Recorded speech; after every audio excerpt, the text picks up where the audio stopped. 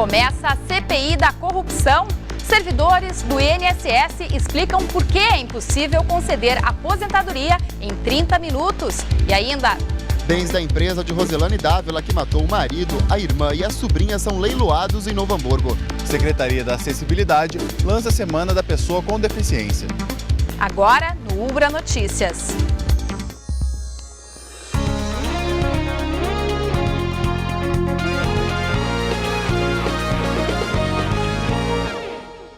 Boa noite. Em Porto Alegre, os próprios servidores do INSS afirmam que não têm condições de fazer as aposentadorias em 30 minutos, como anuncia o governo federal. Segundo este servidor, o cadastro só está disponível nos computadores a partir de 1994. Então, quem precisa comprovar serviços antes desse ano espera mais tempo para conseguir o benefício, porque os funcionários precisam procurar nos arquivos da Previdência. Nem o próprio servidor conseguiu se aposentar em meia hora. O cadastro nosso de controle de empregos, vínculo empregatício, não está atualizado. Isso aí só vai estar atualizado lá para o 2011. Atualmente faltam vínculos que a gente tem que atualizar o cadastro, então a aposentadoria não pode ser feita em 30 minutos. A Dataprev, responsável pelos dados da Previdência, não retornou nossa solicitação para confirmar as deficiências do sistema. Usuários da passarela da rodoviária de Porto Alegre alertam para os problemas na estrutura da passagem. A equipe de reportagem do Ubra Notícias foi até o local, acompanhada de um engenheiro civil, para avaliar o problema de perto. Ferros de sustentação à mostra, pedaços de concreto soltos, corrimão danificado e falta de pintura. Esses são alguns dos problemas visíveis da passarela 7º José Luizelli, em frente à rodoviária de Porto Alegre. Os pedestres temem pelo perigo. É a primeira vez que eu venho para cá, mas a estrutura tá ruim, né? Não tá muito boa, né? O movimento de carro que tem aqui, né? Nós temos que usar a passarela, né? Não tem outra alternativa. Tá na hora de dar uma ajeitadinha aí. Levamos o engenheiro civil até o local para saber das reais condições da passarela. Luiz Carlos da Silva afirma que a estrutura ainda não chegou numa situação crítica. Ela não está num estado crítico nesse momento, mas ela já apresenta alguns sinais pequenos de deterioração que, se não forem tratados, vão acabar levando a uma redução da segurança e, eventualmente, um risco futuro dessa estrutura, né? Com a altura menor devido ao recapeamento do asfalto, veículos grandes eventualmente colidem na passarela. O desafio sempre é a questão da manutenção, né? É justamente a falta da consciência, muitas vezes, de que a manutenção é uma atividade que precisa acompanhar toda a vida útil de uma estrutura, faz com que a gente acabe tendo prejuízos econômicos e de segurança, né? Porque a gente não dá a atenção necessária e essas estruturas acabam se deteriorando ou tendo pelo menos um custo mais elevado no momento que a gente vai intervir. E em casos muito críticos, como o Capão na Canoa, a gente acaba tendo aquelas falhas catastróficas que, felizmente, são bastante raras, né? De acordo com a Secretaria Municipal de Obras e Viação, um grupo de estudo está sendo formado para tomar as devidas medidas. Bom, a nossa ideia ainda é esse ano começar alguma intervenção ali, né? E a maior reclamação hoje que as pessoas têm feito para nós é a questão que a ponte está vibrando, está oscilando, então nós estamos avaliando a solução para minimizar esse problema. A seguir, ao vivo da Assembleia Legislativa, o repórter Guilherme Roquette traz as informações do primeiro dia da CPI da corrupção. Nós já voltamos.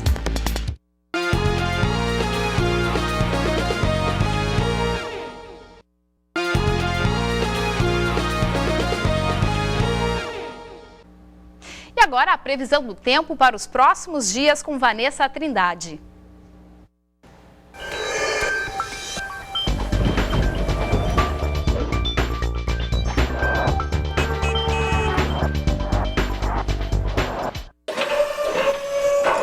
A massa de ar seco garante mais um dia de tempo firme em todo o estado. Amanhã, nada muda. Mais um dia de sol em todo o estado do Rio Grande do Sul.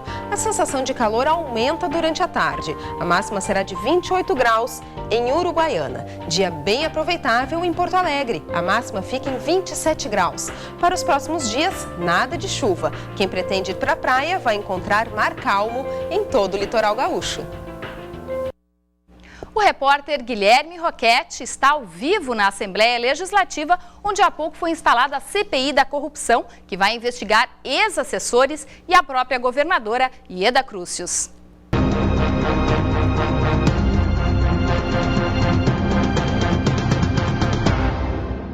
Boa noite, Guilherme. Boa noite, Cris. Boa noite a todos. Cris, o único consenso, o primeiro consenso que começa nesta CPI é de que os dois primeiros a serem ouvidos devem ser os ex-presidentes do Detran, Sérgio Buchmann e Stella Maris Simon. A base aliada não quer trazer outros depoentes que já estejam indiciados, como aqueles que são citados na ação civil do Ministério Público Federal. Já a oposição não concorda e pretende trazer nomes como a assessora de EDA, Valna Villarins Menezes, o chefe de gabinete, Ricardo Lide, e o lobista Lair Ferst. Nós vamos conversar agora com o deputado relator da CPI, Kofi Rodrigues, que já protocolou um plano de trabalho, deputado. Não foi um plano de trabalho, foi um requerimento com alguns regramentos, por exemplo, que regra ali o tempo que o parlamentar vai ter para fazer as perguntas, para evitar que se alongue demais as sessões, que o parlamentar fique 30, 40 minutos para fazer uma pergunta, destinando os dias de sessões e que neste requerimento diz ali que o relator, até a segunda reunião da comissão, irá apresentar uma proposta de plano de trabalho para o colegiado de deputados desta comissão e vai ter o prazo aí de alguns dias para receber sugestões, emendas nesse plano de trabalho, que tem que ser construído em conjunto desta comissão para dar celeridade e imprimir uma maior rapidez nesse trabalho da CPI. Tá certo, então. Obrigado, deputado Kofi Rodrigues. A CPI da corrupção foi instalada agora há pouco depois das 5 horas da tarde, aqui na Assembleia. Nós temos as imagens. O presidente da Assembleia Legislativa, Evar Pavan, instalou pouco depois das 5 horas da tarde a CPI. Ele empossou a presidente, Stella Farias, e a deputada realizou a eleição para relator e vice-presidente. Tudo seguiu conforme o acordado. Kofi Rodrigues é o relator da comissão e Gilberto Capuani, líder da bancada do PMDB, é o vice-presidente. Stella Farias destacou que a investigação deve ser sobre fatos e não sobre pessoas, e o presidente da Assembleia afirmou que esta crise que o Rio Grande do Sul está vivendo é uma das piores desde o regime militar. Vou conversar agora com o presidente Evar Pavan. Presidente, o senhor acredita então realmente que o Estado está vivendo uma das piores crises na sua história? Com certeza, do ponto de vista da política, não há registros de uma situação sequer similar a esta desde o período do golpe militar, em que tenhamos vários processos andando, pedido de afastamento da governadora, presidente do Tribunal de Contas, todo o primeiro escalão de governo, enfim, um conjunto de lideranças políticas, das maiores referências políticas do nosso Estado, indiciadas. E nós aqui com a responsabilidade agora de conduzir esse processo para que possamos responder para a sociedade a expectativa e a confiança que a sociedade deposita no Parlamento Gaúcho nesse momento. Certo, muito obrigado, presidente Evar Pavan.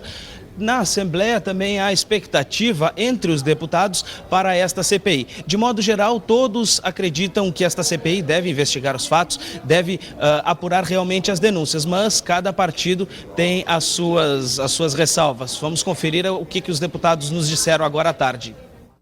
Em primeiro lugar, ela não seja contra A ou B, seja uma CPI contra a corrupção, contra a falcatrua, contra a roubalheira nesse Estado. Nós queremos que a CPI não seja uma CPI política, partidária, que seja uma CPI de oposição ou de situação, que seja uma CPI para apurar os fatos. Que ela transcorra com serenidade, que as pessoas não pensem que a CPI pode transformar num espetáculo circense, que não tentem fazer palanque eleitoral para o ano seguinte, porque senão não acontece nada. Que nós possamos ter uma transparência em todos os atos da CPI. Eu acho que a CPI será importante para que nós possamos, de uma vez por todas, desvendar e esclarecer alguns fatos que ainda estão obscuros. Na verdade, a CPI vai chover no molhado. Tudo aquilo que a gente tenha fundamento, não que a gente imagina, tudo que é fundamentado em documentações que a gente tiver prova, com certeza, né, vai ser colocado. A sociedade gaúcha quer saber o que aconteceu de fato, quem foram os responsáveis e como serão penalizados. E nisso a Assembleia pode ajudar muito. Por isso a expectativa nossa, do Partido Socialista e de toda a sociedade gaúcha é muito grande. Esperamos que a CPI cumpra o seu papel. Ok, muito obrigada, Guilherme. Veja a seguir, na Semana da Pessoa com Deficiência, um teste inusitado no centro da capital. E ainda nesta edição, a proposta de levar o xadrez para as salas de aula da rede estadual. Nós já voltamos.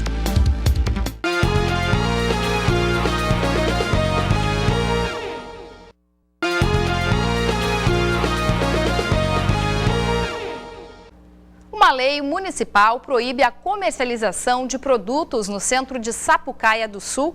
Os artesãos da cidade protestaram acorrentados contra a medida tomada pela prefeitura.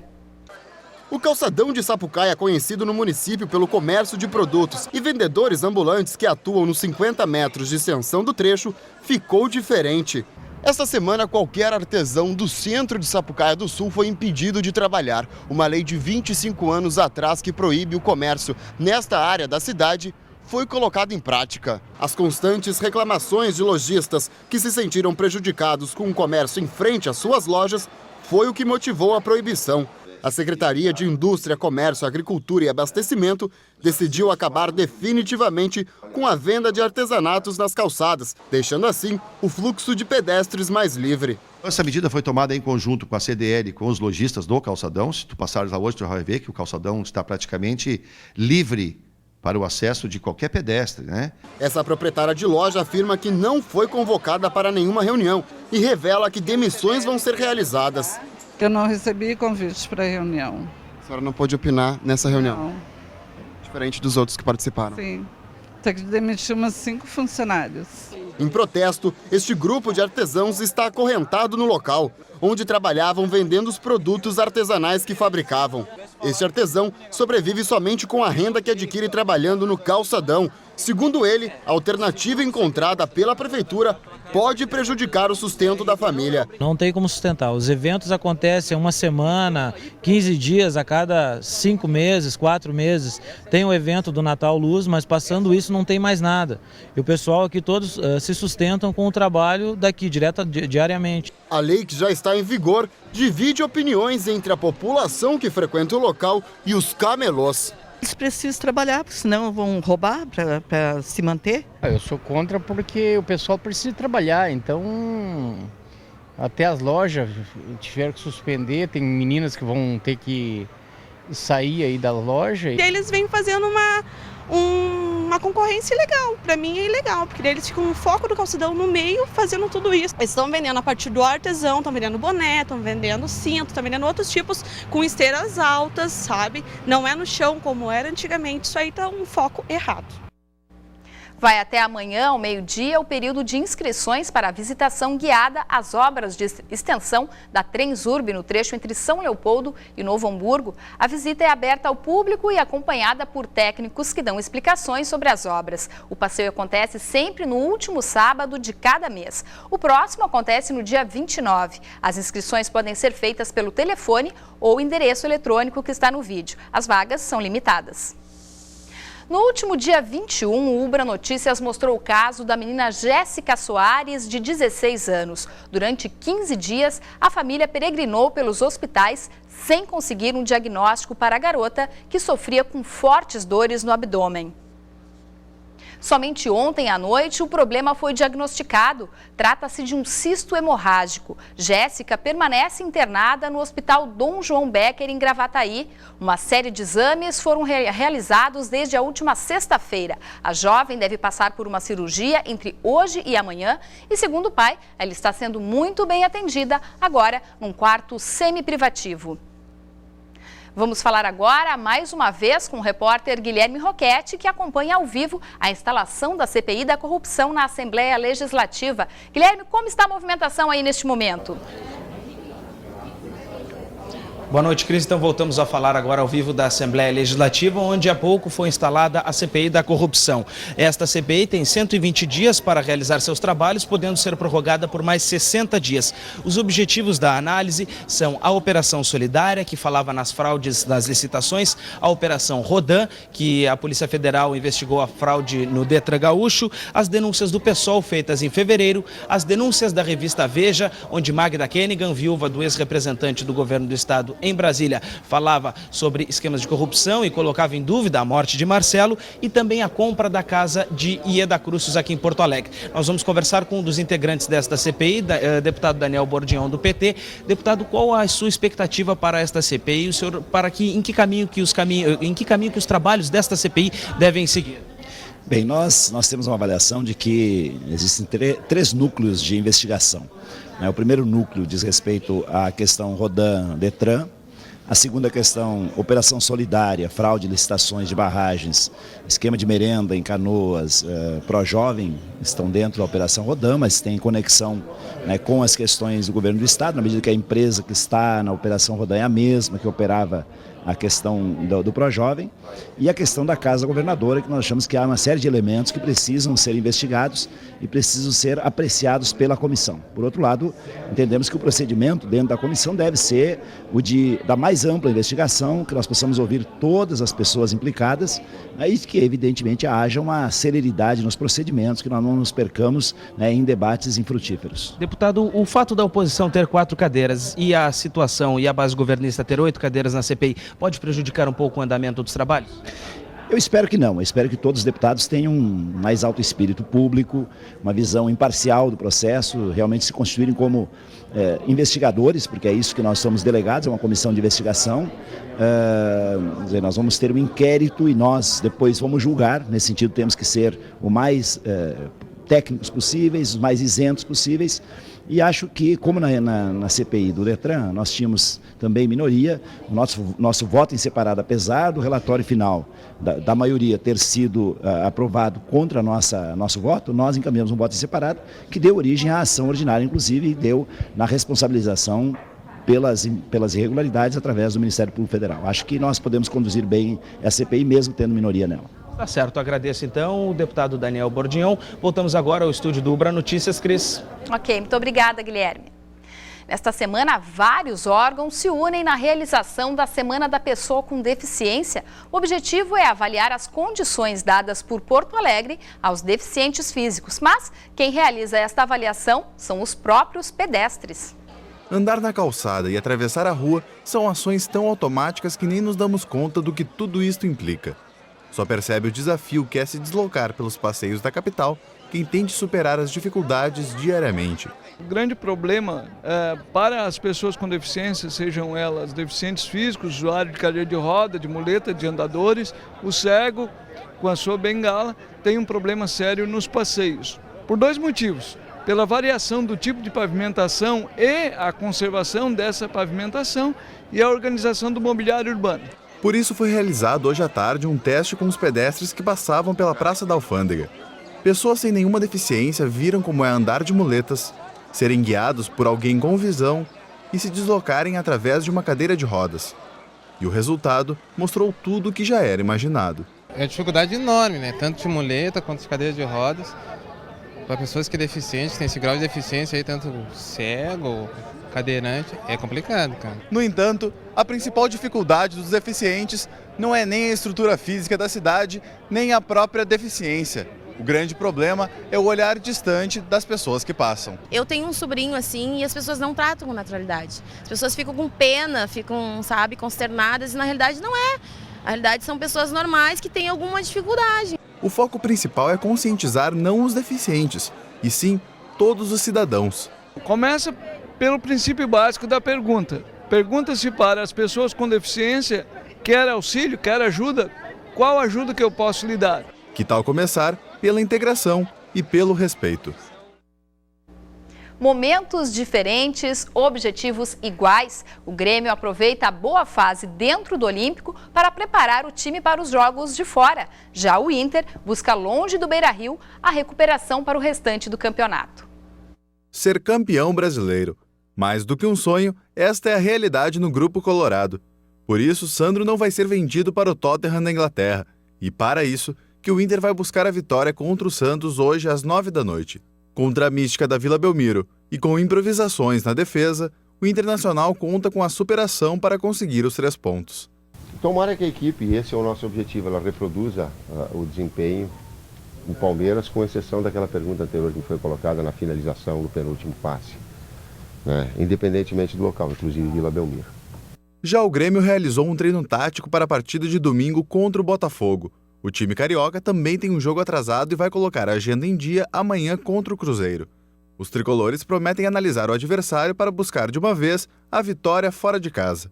Mas quem já tem a ideia de como ganhar longe do Olímpico é a torcida. Então, com a receita, o torcedor.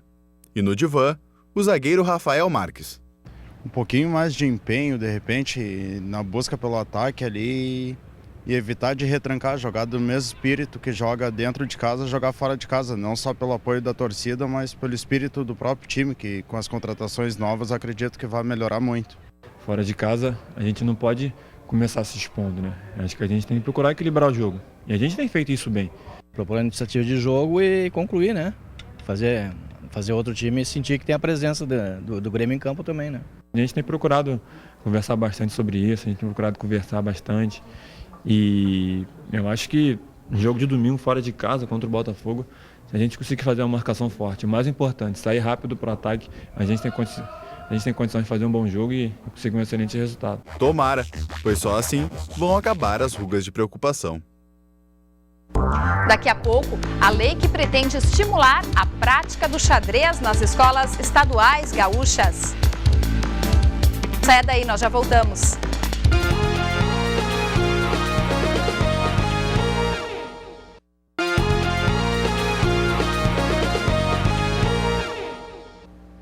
Bens da empresa de Roselane Dávila, que matou o marido, a irmã e a sobrinha em São Leopoldo, são leiloados em Novo Hamburgo. A assassina continua presa na capital gaúcha e os funcionários sem salário desde abril.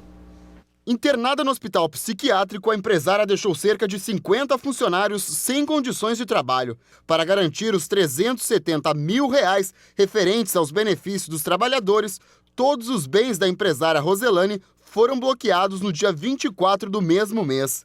Durante 4 meses, os equipamentos de escritório, os maquinários e os móveis da empresa ficaram armazenados em 2 depósitos de 110 metros quadrados em Novo Hamburgo. O leilão durou apenas 5 minutos e foi arrematado por uma única pessoa que pagou R$ 26.300 pelos bens avaliados em mais de R$ 210 mil. O valor não paga todas as dívidas trabalhistas, o que deve gerar mais transtorno para os antigos funcionários. O valor não chega a 10% do débito com os funcionários das fábricas. O processo vai ser arquivado com dívida. Com dívida ainda se faz o rateio do que for arrecadado, proporcionalmente ao crédito de cada um, e fica o débito para uma eventual cobrança futura. Um ofício foi enviado ao juiz trabalhista de Novo Hamburgo para homologar o leilão e aceitar ou não a compra do lote. Este processo leva de 30 a 60 dias. Com os títulos que vão vencer e vencidos, além dos protestados, a empresa pode decretar falência e os prejudicados devem entrar com um novo pedido na justiça. De acordo com Francis Beck, advogado de Roselane, o laudo de sanidade mental ainda não foi entregue. Segundo ele, a empresária não tinha condições psiquiátricas quando matou as pessoas. Roselane está internada no Instituto Psiquiátrico Forense na capital e sem previsão de alta. E agora à tarde, na Avenida Oscar Pereira, em Porto Alegre, mais uma morte no trânsito envolvendo um motociclista. As causas da colisão ainda não foram apuradas.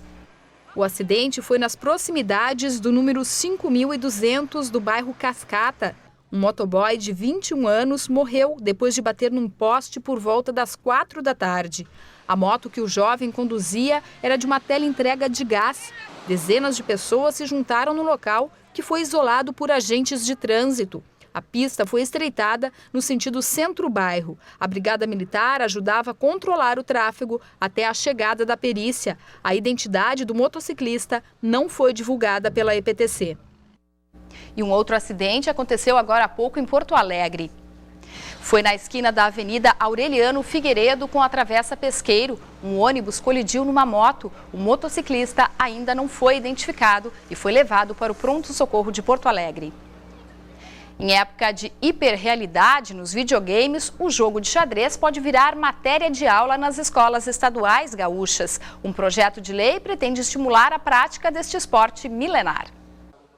Estratégia, concentração e raciocínio. Habilidades de todo bom jogador de xadrez. Ou melhor, enxadrista. Mas se você acha que o jogo é demorado e só para os mestres, então veja isto. Xadrez relâmpago é apenas uma das formas de se praticar este esporte, que vem dando um checkmate no preconceito. O pessoal acha que o xadrez é um jogo chato, que é um jogo demorado, que você fica horas para fazer um lance. Isso, na verdade, é um belo preconceito. E o jogo de tabuleiro também serve para aproximar. Na minha visão, o xadrez é o mais inclusivo. Por quê? Um cadeirante pode jogar contra uma pessoa que anda, um cego pode jogar contra um vidente. E é por estes motivos que a prática deve fazer parte das atividades escolares a partir do ano que vem. Pelo menos é o que espera este deputado, que encaminhou o projeto de lei para a criação do Programa Estadual de Ensino de Xadrez. A proposta surgiu quando o parlamentar conheceu uma escola onde os alunos enxadristas melhoraram o desempenho nas notas. Fruto deste contexto, nós apresentamos o projeto e fomos pesquisar naqueles meios de ensino onde tem a prática do xadrez. Há o desenvolvimento do raciocínio, do planejamento do jovem, muito acima do que aquele que não pratica.